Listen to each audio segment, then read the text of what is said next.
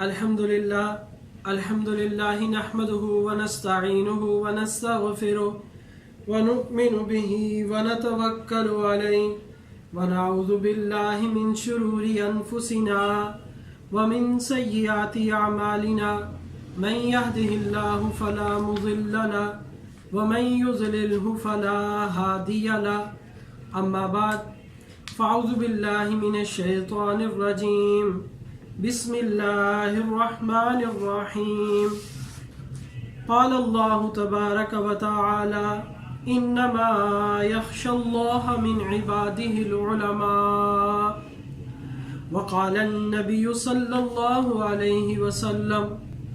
فضل العالم على العابد كفضلی على ادناکم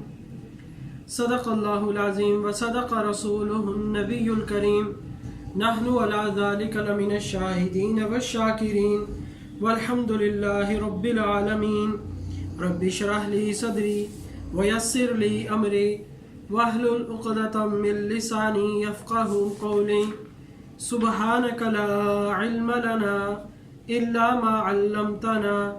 انک انت العلیم الحکیم رب زدنی علما وارزقنی فہما اللہم صلی علی محمد وعلی آل محمد کما صلیت علی ابراہیم وعلی آل ابراہیم انکا حمید مجید اللہم بارک علی محمد وعلی آل محمد کما بارکت علی ابراہیم وعلی آل ابراہیم انکا حمید مجید۔ ایک مرتبہ تمام مستورات درود پاک پڑھ لیں۔ اللہم صلی علی سیدنا و مولانا محمد و آلہ و صحبہ وبارک وسلم وصلی علیہ۔ انتہائی واجب الاحترام میری ماؤں بہنوں، اللہ تبارک و تعالیٰ کے فضل اور کرم سے اور اس کے احسان سے اللہ تبارک و تعالیٰ نے توفیق عطا فرمائی ہے کہ الحمدللہ یہ 10 روزہ کورس جو صراط مستقیم اور ختم نبوت کے عنوان سے ہم نے شروع کیا ہے، آج اس کا بحمد اللہ تعالی پہلا دن ہے۔ اس کورس میں ہم انشاءاللہ العزیز جو دین اسلام کی کچھ ضروری باتیں ہیں، عقائد و نظریات ہیں، اس پر ہم انشاءاللہ العزیز گفتگو کریں گے، اور کتاب و سنت نے جو اس پر رہنمائی کی ہے وہ انشاءاللہ العزیز آپ کے سامنے جو ہے وہ پیش کیا جائے گا، تاکہ اس کے مطابق ہم اپنے عقیدے کو اس کے مطابق بنائیں اور اس کے موافق پھر ہم جو ہے عمل کو اختیار کریں، کیونکہ اگر عقیدہ بھی صحیح اور درست ہو جائے اور عمل بھی صحیح اور درست ہو، اور پھر اس صحیح عقیدے اور عمل کی آگے دعوت دی جائے، اور اگر اس پر کوئی مشقت آ جائے اس کو برداشت کیا جائے، تو اس پر اللہ تبارک و تعالیٰ نے قرآن پاک میں قسم کھا کر ارشاد فرمایا ہے کہ یہ آدمی جو ہے یہ کامیاب ہے۔ دنیا کے سارے انسان ناکام ہیں، مگر یہ آدمی جس کا عقیدہ صحیح ہو جائے، جس کا عمل صحیح ہو اور وہ اس کی آگے دعوت دے، اور اس پر اگر کوئی مشقت آئے اس کو برداشت کر لے، تو اللہ تبارک و تعالیٰ فرماتے ہیں کہ یہ انسان جو ہے یہ کامیاب ترین انسان ہے۔ تو اس لیے اللہ تبارک و تعالیٰ سے دعا ہے کہ اللہ تعالیٰ ہمارے اس اجتماع کو اپنی پاک بارگاہ میں قبول و منظور فرمائے، اور اس کو ہم سب کی نجات کا سبب اور ذریعہ بنائے، اور اللہ تعالیٰ اس کو ہماری ہدایت اور پورے عالم کے انسانوں کی ہدایت کا سبب اور ذریعہ بنائے۔ اس سے پہلے کہ ہم اپنے عنوان کی طرف آئیں اور ان موضوعات پر ہم گفتگو کریں، اس سے پہلے میں چند ایک گزارشات کرنا چاہتا ہوں فضائل کے حوالے سے، کہ جس طرح دین کا سیکھنا مردوں کے لیے ضروری ہے، دین پر چلنا، علم کو حاصل کرنا، اسی طرح عورتوں کے لیے بھی یہ ضروری ہے۔ بلکہ علماء نے فرمایا ہے کہ اگر کوئی آدمی خود دیندار ہے تو اس کے دیندار ہونے سے اس کے گھرانے کی اصلاح نہیں ہوتی جب تک کہ اس کے گھر والے، گھر کی مستورات جو ہے وہ دیندار نہ ہو۔ بلکہ بزرگ کہتے ہیں کہ اگر انسان مرد دیندار ہے تو دین جو ہے وہ اس کی چوکٹ تک رہے گا، اور اگر عورت بھی دیندار ہو، دین کی محنت کرنے والی ہو، تو دین اس کے گھر میں جو ہے وہ داخل ہوگا، کیونکہ عورت جو ہے وہ بچوں کی تربیت گاہ ہے۔ پہلی تربیت جو ہے بچوں کی عورت کرتی ہے، تو اس لیے اگر عورت کی اپنی تربیت ہوگی، نیک اور صالح ہوگی، اس کے عقائد صحیح ہوں گے، وہ دین کو سمجھتی ہوگی، تو وہ پھر اپنی اولاد کی، بچوں کی جو ہے وہ تربیت اسی اعتبار سے کر سکے گی۔ تو الحمدللہ اللہ تعالیٰ کا شکر ادا کریں کہ اللہ تعالیٰ نے ہمیں یہاں آنے کی توفیق عطا فرمائی کہ ہم علم دین کو سیکھیں۔ حدیث پاک میں آتا ہے، یہ جو علم دین سیکھنے کے لیے گھروں سے نکلتے ہیں لوگ، وہ چاہے مرد ہوں یا عورتیں ہوں، اللہ تعالیٰ نے اور اللہ کے نبی صلی اللہ تعالیٰ علیہ وسلم نے ان کی بڑی فضیلت بیان فرمائی ہے۔ اللہ تبارک و تعالیٰ نے قرآن پاک میں ارشاد فرمایا کہ اللہ تبارک و تعالیٰ نے یرفع اللہ الذین آمنوا منکم والذین اوتوا العلم درجات، کہ اللہ تبارک و تعالیٰ نے ایمان والوں کے اور ان لوگوں کے درجات کو بلند کیا ہے جو علم والے ہیں۔ تو علم کا سیکھنا یہ بلندی درجات کا سبب اور ذریعہ ہے۔ الحمدللہ ہم اس کورس میں یہ علم دین سیکھیں گے، اور یہ اللہ تبارک و تعالیٰ کی رضا کا سبب اور ذریعہ ہے۔ اس کو اللہ تعالیٰ نے قرآن پاک میں واضح فرمایا، اور فرمایا انما یخشی اللہ من عبادہ العلماء، کہ جو اللہ سے ڈرنے والے ہیں وہ علم والے ہیں۔ جو علم دین کو سیکھتے ہیں تو ان کے اندر اللہ تبارک و تعالیٰ اپنے خوف کو پیدا فرما دیتے ہیں، اور پھر اللہ تعالیٰ کا خوف انسان کو گناہوں سے روکتا ہے۔ چنانچہ قرآن پاک میں اللہ نے جب قارون کا واقعہ بیان کیا، وہ جب اپنے مال و دولت کے ساتھ نکلتا تو کچھ لوگ تمنا کرتے کہ کاش ہم اس کی جگہ ہوتے اور ہمارے پاس بھی اتنا مال و دولت ہوتا۔ تو اللہ تعالیٰ نے فرمایا وَقَالَ الَّذِينَ أُوتُوا الْعِلْمَ،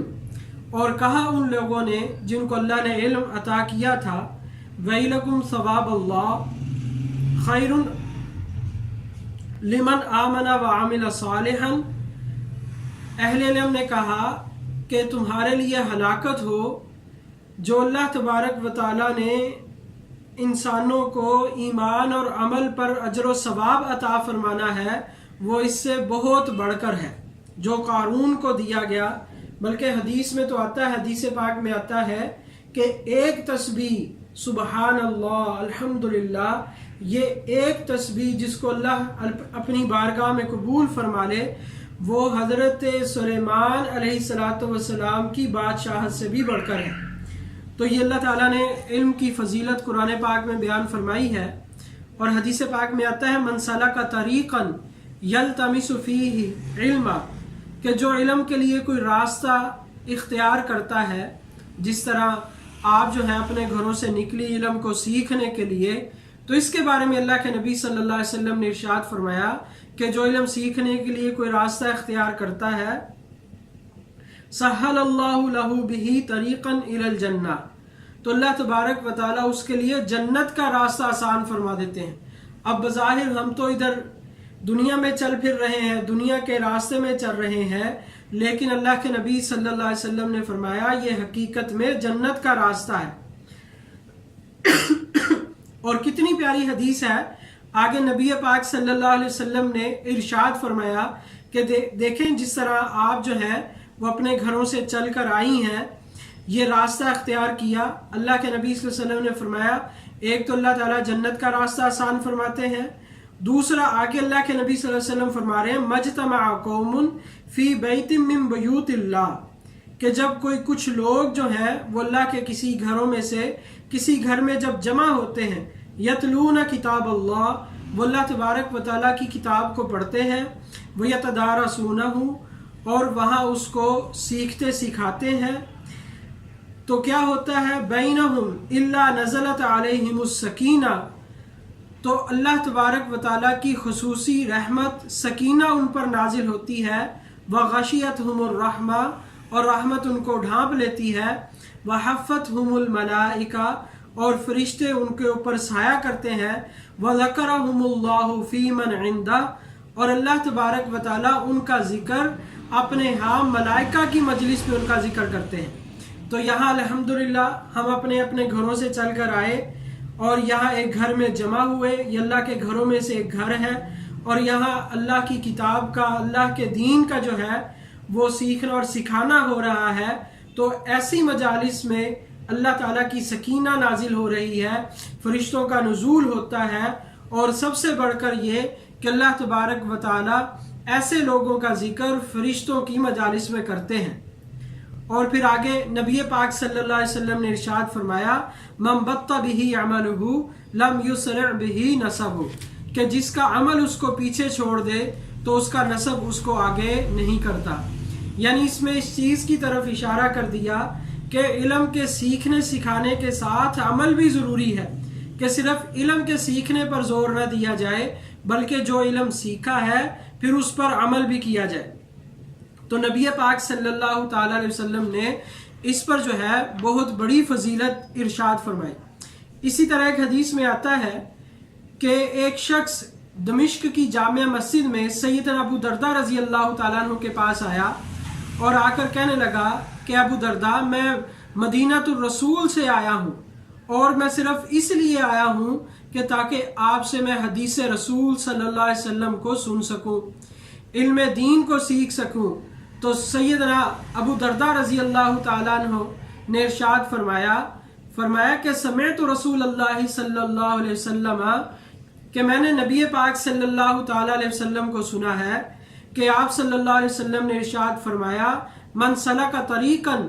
यतलुबु फीही इल्मन सलकल्लाहु बिही तरीक़न मिन तुरुक़िल जन्नह,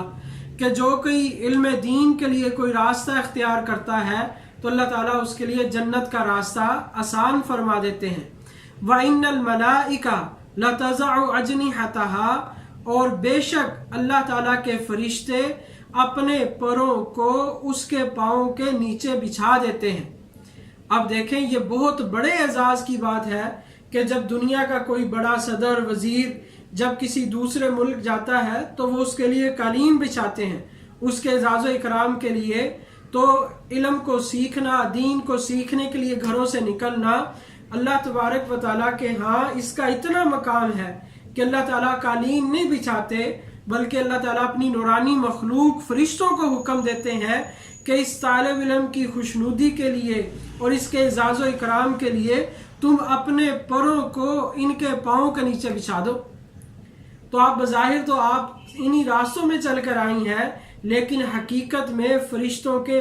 परों के ऊपर आप लोग जो है वो चल कर आए हैं। तो इसलिए अब दूसरी एक और हदीस पाक में आता है, नबी पाक सल्लल्लाहु ताला अलैहि वसल्लम ने इरशाद फरमाया, ये किताब है हदीस पाक की मिशकात शरीफ। मिशकात शरीफ में उन्होंने एक बाब कायम किया है, बाबुल किताबुल इल्म, उसमें इल्म के फ़ज़ाइल बयान किए हैं। तो उनमें जो है उन्होंने ये अहादीस मुबारका जो है वो नकल की। हदीस पाक में आता है कि नबी पाक सल्लल्लाहु ताला अलैहि वसल्लम से पूछा गया, या रसूल अल्लाह सल्लल्लाहु अलैहि वसल्लम, दो आदमी हैं, एक आदमी क्या करता है, एक आदमी फ़राइज़ पढ़ता है और फ़र्ज़ अदा करने के बाद, वाजिबात फ़राइज़ अदा करने के बाद फिर वो क्या करता है, वो एक जगह बैठ जाता है और लोगों को इल्म दीन सिखाता है और खैर और भलाई की चीज़ें उनको जो है वो सिखाता है। और दूसरा शख्स वो है कि जो इबादत करता है और सारी रात क़याम करता है, दिन को रोज़ा रखता है। तो दोनों में से कौन अफजल है, दोनों में कौन अफजल है? नबी पाक सल्लल्लाहु ताला अलैहि वसल्लम ने इरशाद फरमाया, फज़लुल आलिमी अलल आबिदी का फज़ली अला अदनाकुम, कि आप सल्लल्लाहु ताला अलैहि वसल्लम ने इरशाद फरमाया कि आलिम को आबिद पर ऐसी ही फजीलत है जैसी कि मुझे फजीलत है तुम में से किसी अदना सहाबी पर। यानी इतनी बड़ी फजीलत अल्लाह के नबी सल्लल्लाहु ताला अलैहि वसल्लम ने इल्म की बयान फरमाई है कि अल्लाह तबारक व ताला आलिम को इतनी फजीलत अता फरमाते हैं जो इल्म को सीखता है, اور حدیث پاک میں آتا ہے کہ من خرج لطلب العلم فہو فی سبیل اللہ حتی یرجع، کہ آپ صلی اللہ تعالیٰ علیہ وسلم نے ارشاد فرمایا کہ جو علم سیکھنے کے لیے گھر سے نکلتا ہے تو وہ اللہ کے راستے میں ہوتا ہے یہاں تک کہ وہ لوٹ آئے۔ یعنی جو اللہ کے راستے میں نکلنے کی فضیلتیں ہیں وہ اس طالب علم کو بھی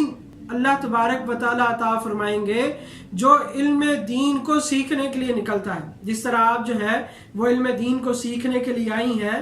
تو اللہ کے نبی صلی اللہ علیہ وسلم نے فرمایا کہ یہ اللہ کے راستے میں ہے، جب تک یہ علم دین کو سیکھتے رہیں گے وہ اس وقت تک اللہ کے راستے میں ہے یہاں تک کہ گھر واپس لوٹ آئے۔ اب اللہ تعالیٰ کے راستے میں نکلنے کی کیا فضیلت ہے؟ حدیث پاک میں آتا ہے نبی پاک صلی اللہ تعالیٰ علیہ وسلم نے ارشاد فرمایا ان فی الجنت 100 درجہ، جنت میں 100 درجات ہیں جو اللہ تبارک و تعالیٰ نے کن کے لیے تیار رکھے ہیں؟ للمجاہدین فی سبیل اللہ، ان لوگوں کے لیے تیار کر رکھے ہیں، ان مردوں اور عورتوں کے لیے تیار کیے ہیں جو اللہ کے راستے میں جہاد کرتے ہیں،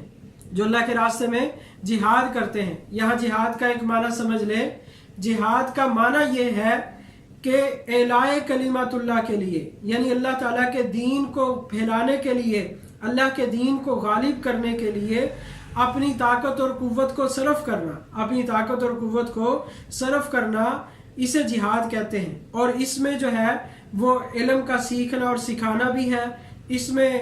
کفار کے ساتھ قتل کرنا وہ بھی شامل ہے، اسی طرح جو ہے اس میں تحریر، جو اسلام کی اشاعت کے لیے جو کتابیں لکھی جاتی ہیں، لٹریچر لکھے جاتے ہیں، وہ تمام چیزیں اس میں شامل ہیں۔ تو اللہ کے نبی صلی اللہ علیہ وسلم نے فرمایا کہ اللہ تعالیٰ نے جنت میں 100 درجے بنائے ہیں، وہ کن لوگوں کے لیے ہیں؟ جو اللہ کے راستے میں جہاد کرتے ہیں، جو اللہ کے راستے میں جو فی سبیل اللہ نکلتے ہیں۔ اور علم سیکھنے کے لیے نکلنا یہ بھی اللہ تعالیٰ کا راستہ ہے، جیسا کہ نبی پاک صلی اللہ تعالیٰ علیہ وسلم نے ارشاد فرمایا۔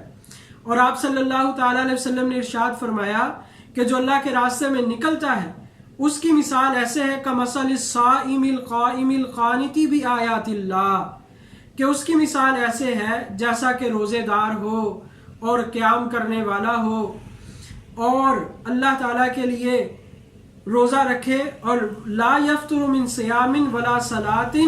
اور نہ تو وہ اپنے روزے کو افطار کرتا ہے اور نہ ہی وہ نماز سے سلام پھیرتا ہے، تو جو اللہ کے راستے میں نکلا ہوا ہے اس کی مثال ایسے ہی ہے۔ یعنی اللہ کے راستے میں جب تک وہ رہے گا تو اس کو ایسا ہی ثواب ملتا رہے گا جیسا کہ روزے دار کو ملتا رہتا ہے یا جیسا نماز پڑھنے والے کو مل رہا ہے۔ یعنی یوں سمجھیں کہ جب تک آپ یہاں بیٹھی ہوئی ہیں آپ کو دیگر ثواب اور دیگر فضائل تو مل ہی رہے ہیں، لیکن اس کے ساتھ ساتھ ایسا بھی ثواب آپ کو مل رہا ہے جیسا کہ آپ نے روزہ رکھا ہو اور جیسا کہ آپ نماز پڑھ رہی ہوں۔ تو جتنا نماز پڑھنے میں، روزہ رکھنے میں جو ثواب ملتا رہتا ہے، تو اللہ کے نبی صلی اللہ علیہ وسلم نے ارشاد فرمایا کہ جو اللہ کے راستے میں نکلا ہو اس کو بھی ویسا ہی ثواب ملتا رہتا ہے۔ تو یہ میں کچھ فضائل اس لیے بیان کر رہا ہوں تاکہ ہمیں پتہ چلے، معلوم ہو کہ اللہ کے نبی صلی اللہ تعالیٰ علیہ وسلم نے اور اللہ تبارک و تعالیٰ نے دین کو سیکھنے پر اتنے فضائل بیان فرمائے ہیں۔ تو جو دین کو سیکھ لے، اس پر عمل کر لے، تو اس پر اللہ تبارک و تعالیٰ کتنے راضی اور خوش ہوں گے کہ اللہ تعالیٰ اس دین کو سیکھنے پر اللہ تعالیٰ اتنے راضی اور خوش ہو رہے ہیں، ملائکہ کو حکم دے رہے ہیں۔ بلکہ حدیث پاک میں آتا ہے کہ اس کے لیے جو ہے وہ ساری مخلوق، زمین اور آسمان کی مخلوق اس کے لیے دعائیں مغفرت کرتی ہے، آسمان کے فرشتے اور یہاں تک کہ سمندروں میں جو ہے مچھلیاں اور بلوں میں جو ہے وہ سانپ اور بچھو تک اس کے لیے دعائیں مغفرت کرتے ہیں۔ تو یعنی یہ ایک ایسا مبارک عمل ہے دین کو سیکھنا اور سکھانا، کیونکہ اس سے دین کی بقا اسی سے ہے کہ جب ہم دین کو سیکھیں گے، سکھائیں گے، اگلی نسلوں میں منتقل کریں گے، تو یہ دین کا سیکھنا اور سکھانا اللہ تبارک و تعالیٰ کو اتنا محبوب ہے کہ اللہ تعالیٰ کی ساری مخلوق جو ہے وہ اس کے لیے دعا کرتی ہے۔ اور اس میں جو ہے وہ اہم ترین کردار جو ہے وہ خواتین کا ہے، اور اللہ تبارک و تعالیٰ نے اس دین میں دنیا اور آخرت کی کامیابی کو اللہ تعالیٰ نے اس دین میں رکھا ہے۔ چنانچہ اللہ تعالیٰ قرآن پاک میں فرما رہے ہیں کہ تم میں سے کوئی مرد ہو یا عورت ہو جو ایمان لے کر آئے اور عمل صالح کرے فَلَنُحْيِيَنَّهُ حَيَاتًا طَيِّبَةً تو ضرور بضرور میں اس کو پاکیزہ زندگی عطا فرماؤں گا۔ پاکیزہ زندگی میں دنیا کی زندگی میں عزت ملے گا، سکون ملے گا، اطمینان ملے گا۔ اللہ تبارک و تعالی ہر قسم کی خیریں اور برکتیں اللہ تعالیٰ دنیاوی زندگی میں بھی عطا فرمائیں گے اور قبر میں، حشر میں، اور پھر اللہ تبارک و تعالی ہمیشہ ہمیش کے لیے جنت میں داخل فرما دیں گے۔ تو اس دین کی برکت سے، اس لیے اس دین کا سیکھنا جو ہے وہ نہایت ضروری ہے، اپنی ذات کی حد تک اور پھر آگے اس کو آئندہ آنے والی نسلوں تک اور قیامت کی صبح تک جو ہے وہ آگے منتقل کرنا، اس میں جو ہے یہ بہت ضروری ہے۔ چنانچہ اللہ تبارک و تعالی ارشاد فرما رہے ہیں یا ایھا الذین آمنو، اے ایمان والو، قوا انفسکم واہلیکم نارا، کہ تم اپنے آپ کو اور اپنے گھر والوں کو جو ہے جہنم کی آگ سے بچاؤ، جس جہنم کی آگ کا ایندھن جو ہے وہ انسان اور پتھر ہے۔ اور اس سے بچنے کا طریقہ کیا ہے؟ وہ اللہ تبارک و تعالیٰ نے فرما دیا کہ وہ ایمان اور نیک اعمال ہے۔ چنانچہ اللہ تعالیٰ فرما رہے ہیں انما توفون اجورکم یوم القیامہ، کہ تمہیں تمہارے اعمال کا پورا پورا بدلہ دیا جائے گا قیامت کے دن۔ فمن زحزح عن النار، پس جو شخص جہنم سے بچا لیا گیا، وادخل الجنت فقد فاز، اور جنت میں داخل کر دیا گیا تو وہ بہت بڑا جو ہے وہ کامیاب شخص ہوگا۔ تو اس لیے جنت میں داخل ہونا یہ سب سے بڑی کامیابی ہے، اور جہنم سے بچ جانا یہ بہت بڑی کامیابی ہے، اور اس کامیابی کو اللہ تبارک و تعالیٰ نے دین کے ساتھ جوڑا ہے۔ وہ مرد ہو یا عورت ہو، ہر ایک کے لیے اللہ تعالیٰ نے اس میں اللہ تعالیٰ نے راستے کھولے ہیں کہ اگر عورتیں بھی دین پر چلیں گی تو اللہ تعالیٰ کی وہی مدد اور نصرت اللہ تعالیٰ کی ان کے ساتھ ہے۔ بلکہ عورت تو کمزور ہے تو اللہ تعالیٰ کی مدد اور نصرت اس کے ساتھ زیادہ ہوتی ہے۔ اگر ہم احادیث مبارکہ کا مطالعہ کریں اور تاریخ کا مطالعہ کریں تو بہت سارے ایسے واقعات ہمارے سامنے آتے ہیں کہ جن عورتوں نے تقوی طہارت کی زندگی گزاری تو اللہ تبارک و تعالیٰ نے کیسے ان کو دنیا میں اعزاز بخشا اور جنت میں ان کا اعزاز و اکرام کیا، اور پھر اللہ تعالیٰ نے